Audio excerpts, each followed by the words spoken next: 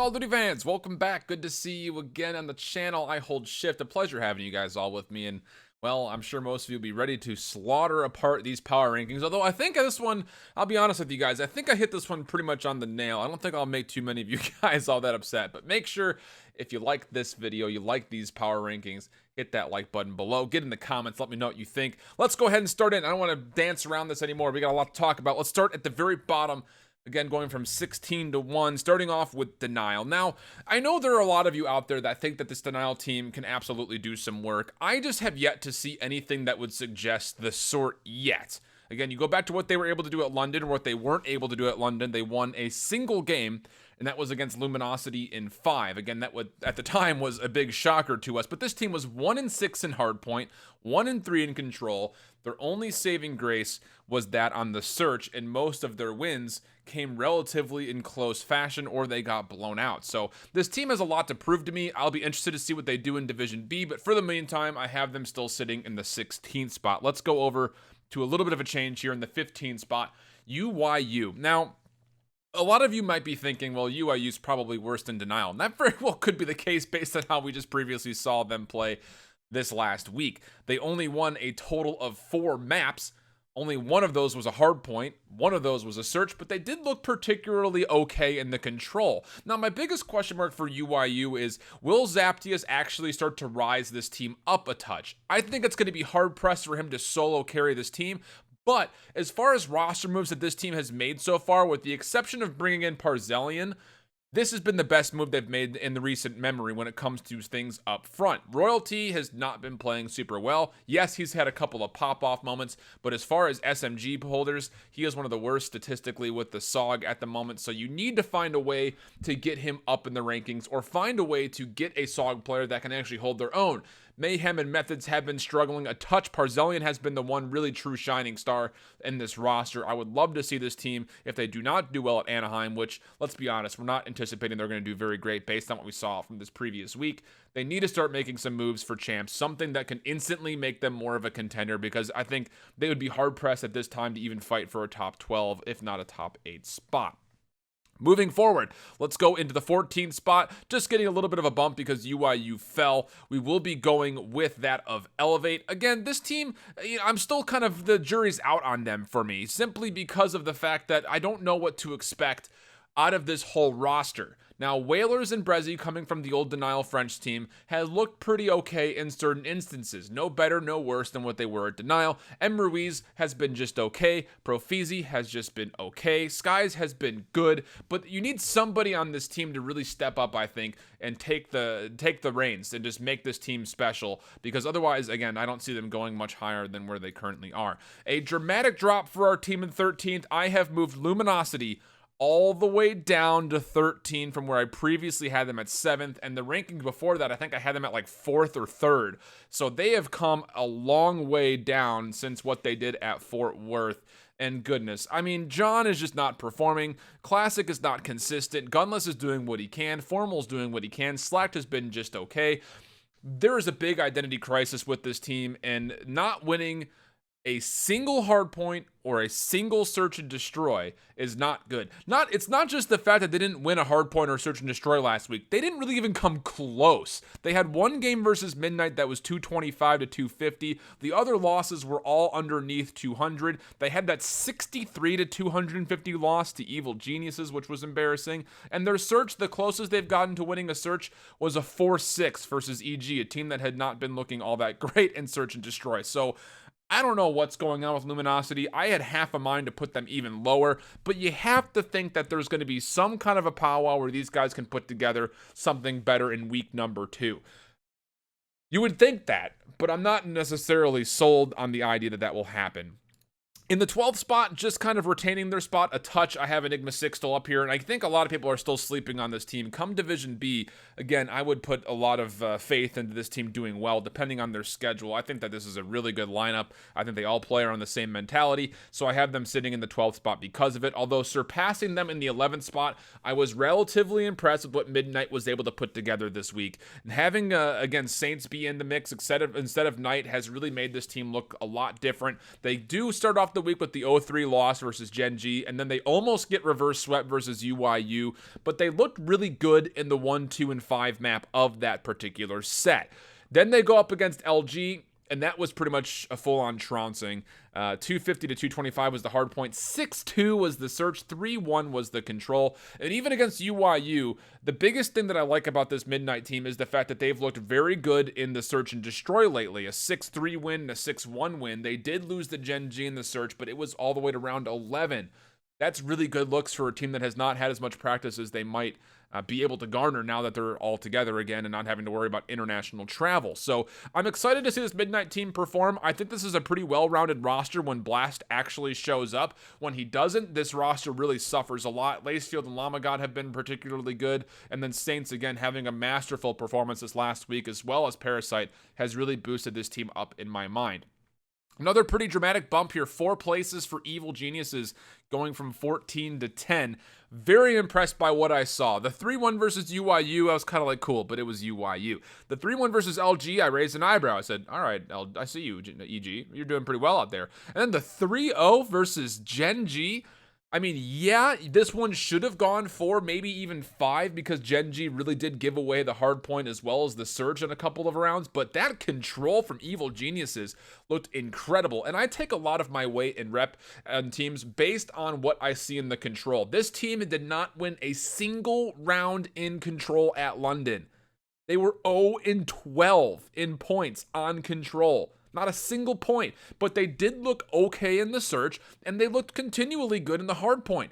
You go to this last week, they didn't lose a single hard point. They had 2 games that were 250 to 246. Everything else was a blowout. 2 6-4s in the search, and then the 5-6 search and destroy loss to UYU. But you follow that up with 2 3-0s in control and a 2-3 loss to what is traditionally a good control team in LG. This was an impressive week. Now again, this is a squad that has to go up against FaZe and OpTic and Reciprocity next week, as well as Midnight. So their schedule next week is going to be difficult.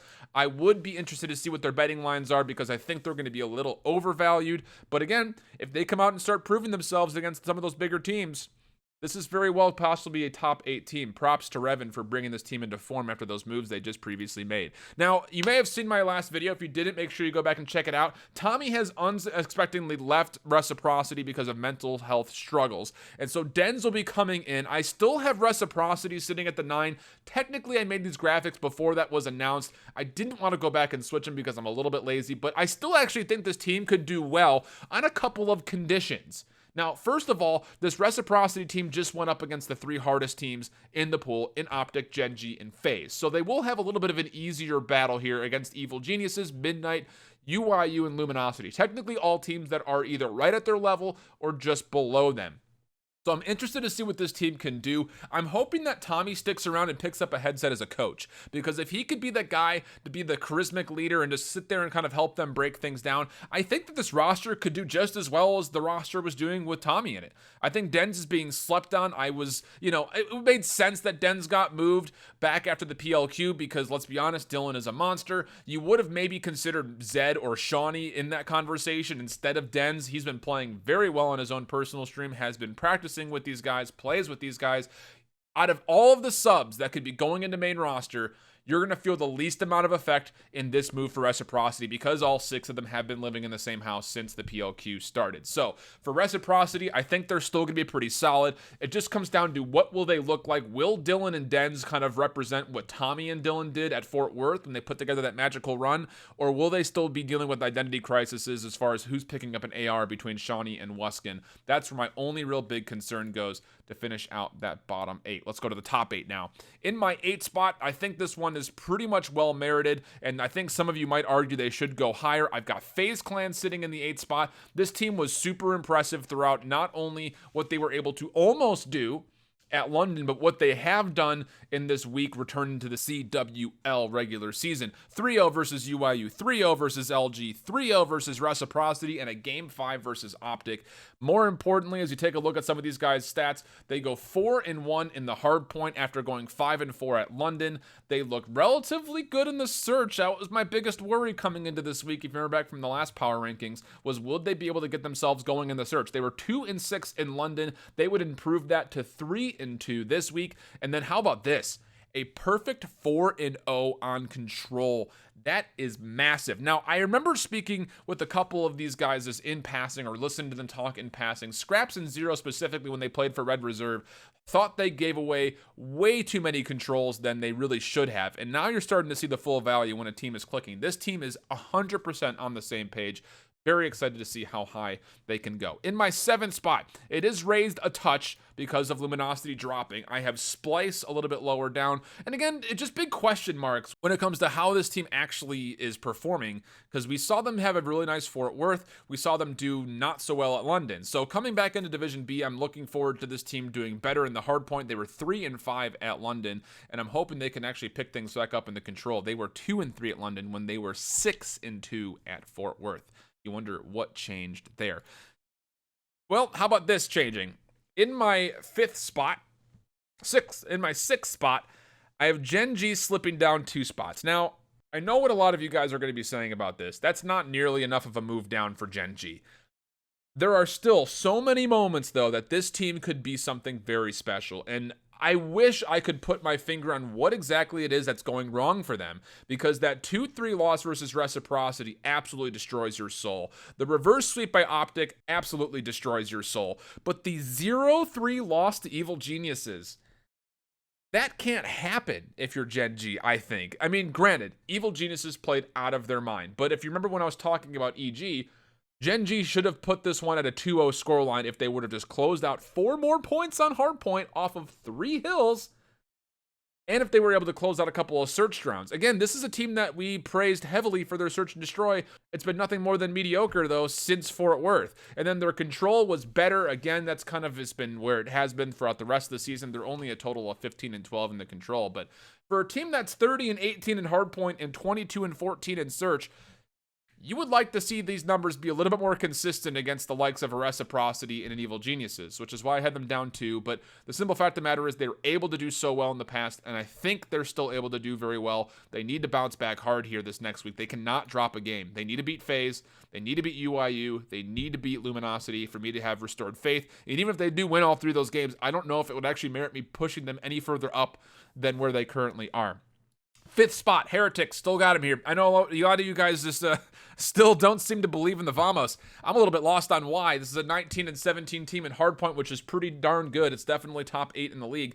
14-15 in search is a little concerning. 13-10 overall in the control. But you go back to what they were able to do at London. 5-3 in the hardpoint, 4-2 in the control, which is already leaps and bounds better than what they were able to do at Fort Worth. Excited to see this squad come back and play again. I think they figured out who's running what and what specialists, which is one of the biggest reasons why they did not have a very good Fort Worth. And I think this team is absolutely in top fighting form.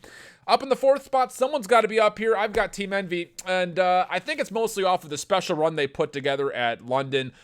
Even still, the numbers they put up at London were not at all convincing by any stretch. They were only 8-7 in hardpoint, 4-5 in search, and 5-3 in control. And the margin of averages were actually really close there as well. But I still think, based on what we saw, the fact that Envy was able to pop off with the additions coming in of Decimate and Pharaoh, I think this team very well could be a top 4 squad. But honestly, I only have them up here because nobody else is convincingly a top 4 team right now. So how else do you put anybody above them when no one's performing all that well? I can't. Let's go to the 3rd place spot, and this is where you guys are not going to like me as much. I have not moved OpTic from the top 3 spot. Yes, they put on an impressive week. Okay, they beat GenG in 5. They took care of Reciprocity, no problem. They outlast FaZe, and they obviously beat UIU. Here's my biggest worry and why I cannot in good faith put this team much higher than 3rd. Their control continues to worry me a lot. Now, they have been much more convincing in search and destroy. In fact, since the start of London, they've only lost 3 maps on search and destroy. At London, they averaged 5.25 rounds for them, and against them was a 3.38. Their hardpoint has been better this last week, but it was not convincing at London.